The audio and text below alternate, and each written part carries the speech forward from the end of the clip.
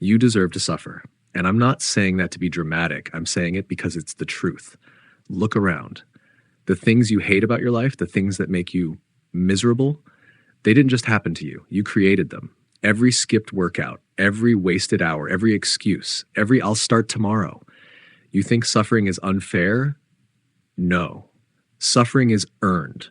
And you, my friend, have been earning it every single day. But here's the real question. Are you going to keep paying for it, or are you done? Because let's be real. Your life isn't going to magically change just because you want it to. You wake up, you tell yourself today's the day, and then what?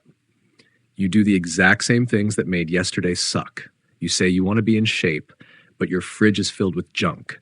You say you want to be successful, but you spend hours scrolling, watching people who actually are. You say you want more out of life, but when the opportunity comes, you choose comfort. You claim you hate suffering, yet every choice you make guarantees it. And before you start throwing excuses, stop. Because guess what? Nobody cares. Not the universe, not fate, not some higher power. No one is coming to rescue you. You are either the villain in your own story, the one who keeps ruining your own potential, or you are the one who finally wakes up and fights back. So which one are you? Nobody's stopping you except you.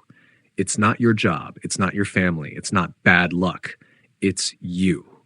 If someone put a gun to your head and said, work out every day or else, guess what? You'd be in the gym tomorrow. So don't tell me you can't.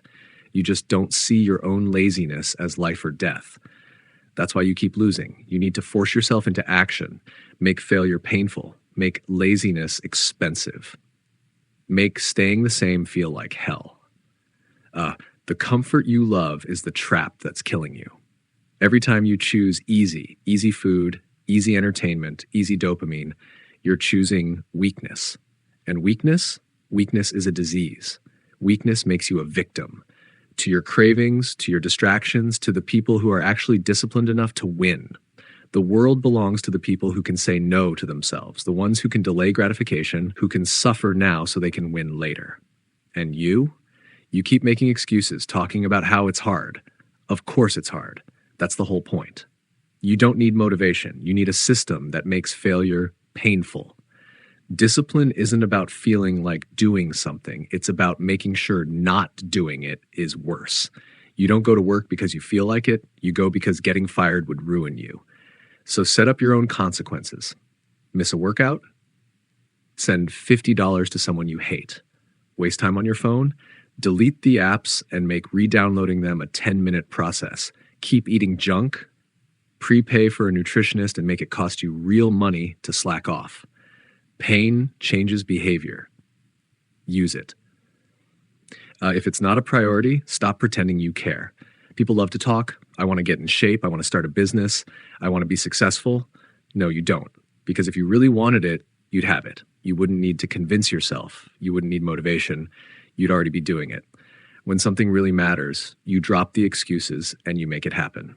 The truth is, you don't actually want success. You want comfort. You want easy. You want an excuse to stay the same. And until you accept that, nothing changes. Your future self is watching, and right now, they hate you. Imagine meeting yourself 5 years from now. Would they be grateful for what you're doing today? Or would they look at you with disgust? Would they see someone who fought through pain, through struggle, through every excuse to become something great? Or would they see someone who wasted their potential because they were too afraid to suffer? That's the decision you're making. Right now. Every second of every day. Suffering is inevitable. You can suffer now by choosing discomfort, pushing through resistance, and forcing yourself to grow. Or you can suffer later when you wake up 10 years from now, stuck in the same miserable cycle, realizing you wasted your potential. Either way, you suffer. So tell me, which version of suffering do you choose? Because if you keep doing what you've been doing, you already know how that story ends.